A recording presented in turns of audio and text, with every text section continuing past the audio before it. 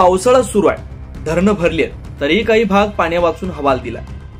नाशिकच्या प्रभाग क्रमांक 10 मधील सप्तशृंगी देवी मंदिर परिसरात महिलांना रोजच्या रोज पाण्यासाठी वणवण करावी लागते। महापालिकेच्या नियोजनाच्या ढिसाळतेवर संतप्त झालेल्या नागरिकांनी शाखा अभियंत्याला घेराव घालून नाराजी व्यक्त केली।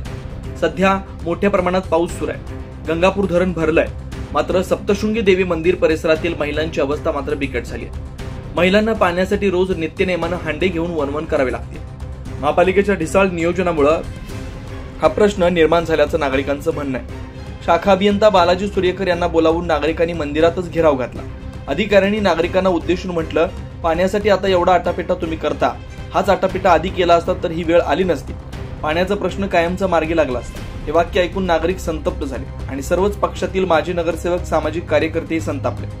माजी नगरसेवक शशिकांत जाधव, माजी नगरसेविका माधुरी बोलकर, इंदुबाई नागरे, शिवसेनेचे विधानसभा प्रमुख विलास मौले, शिवसेना नेते अरुण घुगे, सामाजिक कार्यकर्ते रवींद्र देवरे, सार्थक नागरे, रवी पालवे यांनी या समस्येबाबत प्रशासनावर तीव्र शब्दात टीका केली।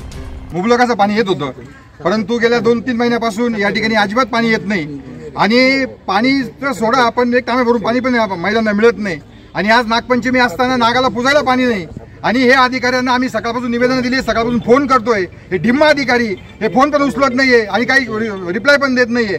एक लक्षात ठेवा, जर प्रभाग क्रमांक 10 मध्येच का असा प्रॉब्लेम येतोय, प्रभाग क्रमांक 8, प्रभाग क्रमांक 9 या ठिकाणी मुबलक पाणी आहे, पण प्रभाग क्रमांक 10 मध्येच पाणी का नाही याचाही आपण सगळ्यांनी विचार केला पाहिजे। काय असं कारण आहे का त्या ठिकाणी मुबलक पाणी आणि इथं पाणी नाहीये। त्यामुळे या ठिकाणी सर्व नागरिकांनी एक विनंती केलेली आम्हा सर्वांना की या ठिकाणी जर 2 दिवसात हा पाणी प्रश्न सुटला नाही तर शुक्रवारी सकाळी 8 वाजता या ठिकाणी राजीव गांधी भवन या ठिकाणी हंडा मोर्चा काढण्यात येईल आणि त्याची सर्वस्वी जबाबदारी ही नाशिक महानगरपालिकेवर राहील, प्रशासनावर जबाबदारी राहील। कारण आम्ही खूप वैतागलोय, निवेदन दिली, अधिकाऱ्यांना फोन केला, सर्वांना सरळ सांगितलं, परंतु कोणी दाद द्यायला तयार नाही।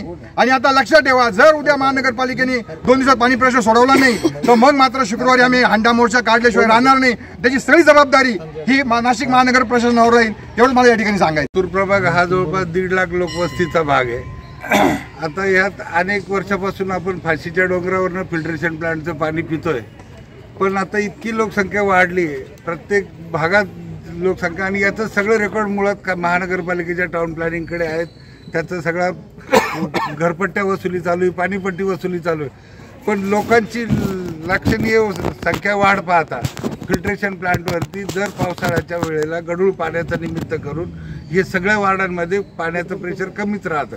पण याच्यासाठी ही इंजिनियरची जी रिक्वायरमेंट आहे, तर संपूर्ण 1.5 लाख लोकांना सातपूर महानगरपालिकेत फक्त 2 इंजिनियर आहेत आणि ते 2 इंजिनियर सिव्हिल बांधकामच्या विभागातून आत्ता 2 महिन्यापूर्वी ट्रान्सफर झाले। मग इथं टेक्निकल नियोजन करायला पूर्ण महानगरपालिकेत इंजिनियरच नसतील तर हा कसा काय प्रॉब्लेम सॉल्व्ह होईल? बरं, धारणकर साहेब झाले, संजय आडसरे झाले, गांगुर्डे झाले, आता यांना 10 वेळा इथं बोलवण्याचा प्रयत्न करतो, हे त्यांच्या कॅबिनमध्ये तिथं बसून, आणि आमचा प्रतिनिधी पाठवलाय। मला प्रतिनिधी पाठवलं म्हणजे फुकटचा पगार घेता का आपण? जर लोकांची समस्या आहे तर त्यांनी इथे यायला पाहिजे होतं। नागरिकांच्या आज सणावाराचं नागपंचमीचा दिवस आहे, सगळ्या महिला इथं माणसं घरात आहे, यांना विचारलं मी, तुम्ही डबा घेऊन आले का, डबा जेवायला जाणार आहे? तर ते म्हणे घरून डबा आणला। मग यांच्या बायकोला सकाळी पाणी असल्यामुळे डबा भरून आणता आला, आम्ही लोकांनी काय करायचं इथल्या? तर माझी महानगरपालिका प्रशासनाला एक विनंती आहे, ताबडतोब इंजिनियर स्टाफ भरा आणि आत्ता ज्या वार्डातले नगरसेवक, आपण कोणाचं नाव नाही घेत आम्ही, पण ज्यांचं प्रेशर आहे त्यांच्या वार्डात पाणी हे सोडलं जातं, हे बिचारे अधिकारी त्यांना घाबरून पाणी इकडे तिकडे पळवलं जात आहे। आणि नेमका आमच्या प्रभागात उताराला असून अगदी डोंगराच्या पायथ्याला पाण्याच्या हांड्याच्या जवळ बसलेले तरी पाणी नाही। मला वाटतं प्रशासनाचं नियोजनात त्याचा अभाव आहे। सातत्याने गेल्या 2 महिन्यापासून अनेक पत्र दिले, पण धारणकरांना अजून ते पत्र मिळाले नाही। मग प्रशासन सिस्टम सुद्धा काय करते? त्यांच्यापर्यंत कागद का नाही जात? या अधिकाऱ्यांना आम्ही ते सांगतो, तुम्ही शिव्या ऐकण्यापेक्षा तुम्ही कोणत्या अधिकाऱ्याकडे आमच्या कंप्लेंट दिल्या त्यांचे नावं पुढे आणा, जेणेकरून आम्हाला त्यांना विचारता येईल। आता ते यांच्या समोर सांगतात की तुमचा मेसेज आम्हाला कालच मिळाला।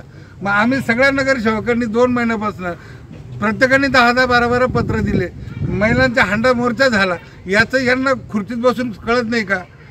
तर आयुक्त मॅडमने यावेळेला खत्री मॅडमने याचं पूर्ण नियोजन लगावून, नाही तर मानधनावरती इंजिनियरच्या भरत्या करून प्रॉपर सगळं नियोजन लोकसंख्या 3-4 महिन्यापासून पाणी खूप खंडित येतंय, कारण की मे महिन्यापासून तर पाऊस चालू आहे, तर पाण्याचं दुष्काळ हा यायलाच नको पाहिजे. नाशिकमध्ये एवढा पूर दिसतोय आणि सर्व नागरिक म्हटलं म्हणजे महिलांना तर पाणीशिवाय सकाळी उठल्यापासून पाणी लागतं. आणि आज सणावाराचे दिवस आहेत, आता तर श्रावण चालू झाला म्हणजे सण चालू होतात, तर महिलांचा प्रॉब्लेम फक्त पाण्यासाठी.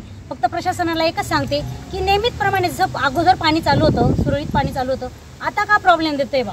ते सांगतात घरं वाढले, हे वाढलं, पण तुम्ही ते सांगूच नका, कारण की पाणी हे कंपल्सरी, पहिले तर अगोदर इथं कंपल्सरी व्यवस्थित पाणी येत होतं. आता ह्या पाण्याचा प्रॉब्लेम काय हेच उत्तर आम्हाला द्या.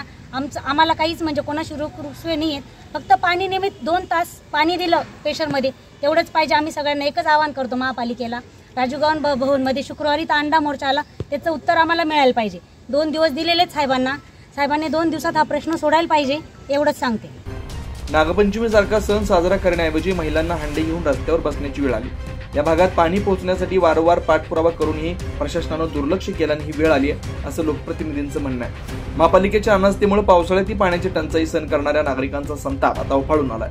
अधिकाऱ्यांच्या वादग्रस्त वक्तव्यामुळे संतापाला अधिकच तोंड फुटलंय.